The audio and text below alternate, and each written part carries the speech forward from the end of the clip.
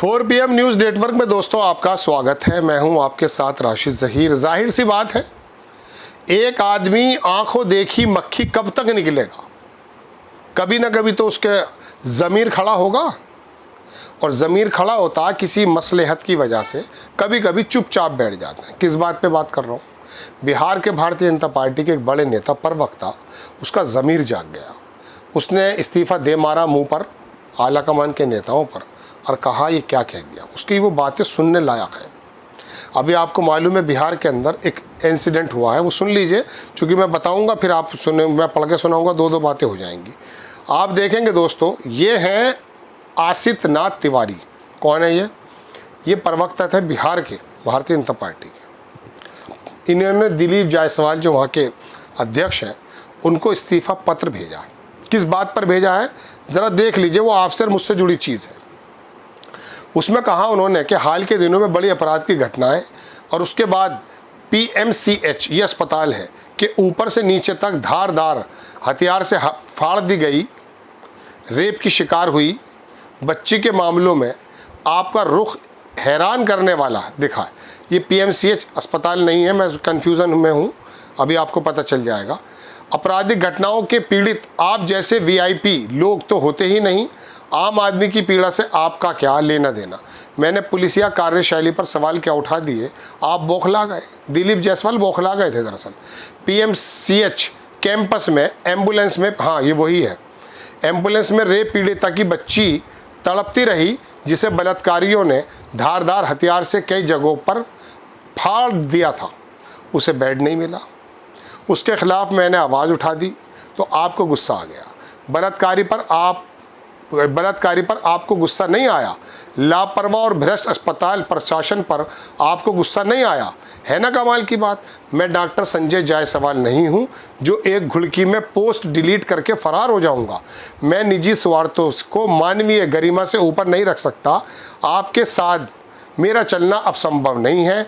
आपने पार्टी में प्रवक्ता के तौर पर मुझे अवसर दिया, इसके लिए आपका आभार, और इसी आभार के साथ मेरा इस्तीफ़ा स्वीकार कीजिए। नमस्कार। ये कौन है? आसित नाथ तिवारी। दोस्तों बात यह है, मैं आपको निकालता हूँ दूसरे अखबार, एक पत्रकार ने पूरा का पूरा छापा था और उसके अंदर निकाल के दिखाया था कि आखिरकार किस प्रकार से एक बच्ची तड़पती रह गई थी और डॉक्टर ने क्या कहा था। मुझे अगर मिल जाता है तो मैं देखता हूँ भी 4-5 पहले दिन की घटना है, आप भूल जाते हैं ना दोस्तों, तो क्या करें, बार बार याद दिलाना पड़ता है। स्क्रीनशॉट ले लेके इतनी चीज़ें इकट्ठी कर ली हैं जनाब, इतनी चीज़ें ले ली हैं कि भर गई हैं सारी की सारी ड्राइव्स। लेकिन अब क्या करें, रोज़ाना नई घटना हो जाती है। आपको अगर मुझे मिल जाता तो मैं आपको दिखाऊंगा कि किस प्रकार से वहाँ के डॉक्टरों ने क्या कह दिया था और क्या हो गया था।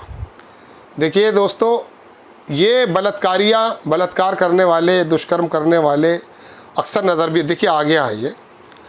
बहरहाल ये दैनिक भास्कर की रिपोर्ट है कि 6 घंटे में PMCH के बाहर तड़प रही रेप पीड़िता। अखबार आपके सामने है। डिप्टी सुपरिटेंडेंट बोले एम्बुलेंस में जांच कर रहे हैं, बेड नहीं है, रेप के बाद सीना पेट चीर दिया गया था। ये शब्द बहुत आसानी से सुनते हैं। मुजफ्फरनगर से आई 11 साल की रेप पीड़िता बच्ची 6 घंटे से PMCH के बाहर एम्बुलेंस में पड़ी है, लेकिन उसको एडमिट नहीं किया गया। एडमिट नहीं किए जाने पर सवाल पर अस्पताल के deputy superintendent doctor Ashok Kumar Jha ने कहा एम्बुलेंस में जांच कर रहे हैं, अभी बेड नहीं है, देंगे। एक साहब ने लिखा, बहरहाल अगर आप में मानवीयता बची है तो बिहार को भी देखें। बिहार में डबल इंजन सत्ता है, CM नीतीश कुमार नपुंसक हैं तो क्या, BJP तो वीर्यवान है। ये शब्द मेरे नहीं है, एक बड़े पत्रकार के हैं। बात यह है दोस्तों, 6 साल की बच्ची का चीर दिया सीना और पेट। उस पर अगर मिसाल के तौर पे भारतीय जनता पार्टी के नेता की अंतरात्मा जाग गई तो वो भारतीय जनता पार्टी का है, लेकिन वो है तो इंसान ना। उसकी भी अंतरात्मा उसके सामने खड़ी हो गई थी कि किन लोगों के साथ खड़ा हूँ मैं। उसने अगर जायसवाल से कह दिया कि मैंने कुछ कहा, आप मुझे डांटने लगे, तो ऐसे नेता, अब ये घुटन बढ़ने लगी है, ये घुटन बढ़ने लगी है। लोगों के अंदर ये बात आई है, ये 304 272 ना हो करके 240 पे जो आए थे ना ये लोग, उसमें 85 या 79 बेईमानी से आए थे, जैसा कि निर्मला सीतारमण के हस्बैंड ने कहा। मैं नहीं कह रहा हूँ, तो इसका मतलब ये है कि इनकी ज़मीन तो ख़त्म हो चुकी है। यही वजह है कि मोदी जी बहुत टाइम की चुप्पी के बाद जब यात्रा निकालने लगे तो खाली कश्मीर तो गए नहीं, खैर मध्य प्रदेश भी गए, राजस्थान भी गए, गुजरात में भी गए, बिहार में किया, या बंगाल में तो चलो वहाँ तो चुनाव है, लेकिन बाकी जगह इनको जाने की ज़रूरत क्या थी? मध्य प्रदेश में तो चुनाव नहीं है अभी, गुजरात तो इनका गृह राज्य नगर है, और राजस्थान में भी चुनाव हुए हैं। वजह उसकी यह है कि ज़मीन से इनकी ख़त्म हो रही है। अब एक मैं ये नहीं कह रहा कि नेता ये जिसको मौका मिलेगा वही लंका में 52 गज का निकलेगा।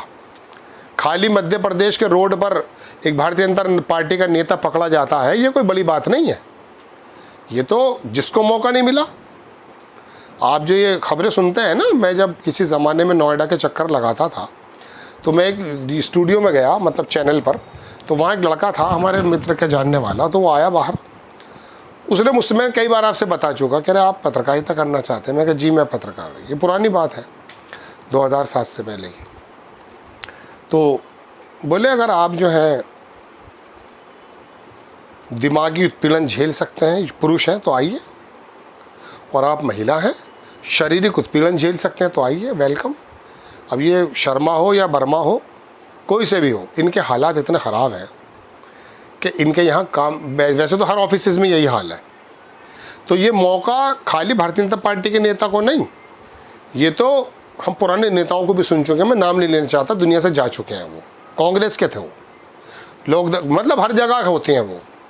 ये तो आप समझ लीजिए, अभी वो जो बहुत बुरी शक्ल का आदमी है एक गाज़ियाबाद में, जो नफ़रत फैलाता है, चोला ओढ़े रहता है, वो कह रहा था कि भारतीय जनता पार्टी के नेता औरतों से कुछ ज़्यादा विश्वास। अरे भैया हर जगह क्या रखते हैं। बात तो ये है कि आपने डर कितना बिठाया। ये काम दुबई में क्यों नहीं हो रहा, ये सऊदी मुल्कों में क्यों नहीं हो रहा है?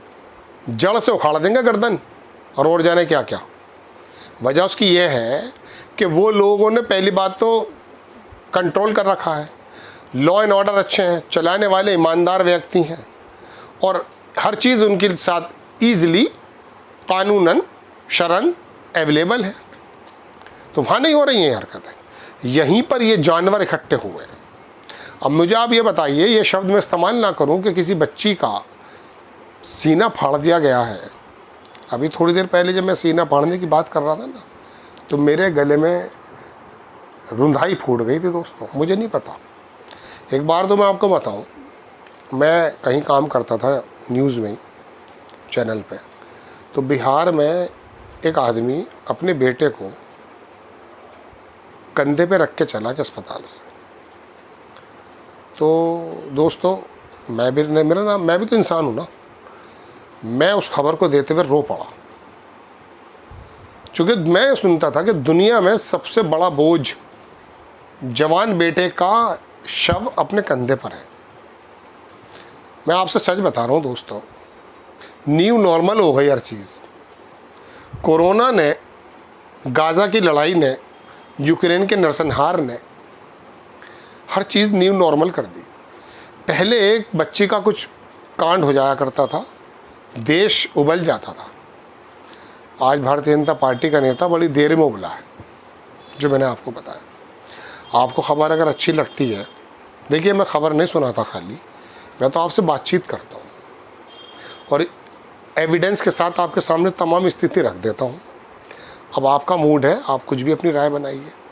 जो राय आप बनाते हैं मुझे अवगत करा दीजिए कमेंट्स बॉक्स में। हाजिर होता हूँ नेक्स्ट टाइम। जय हिंद।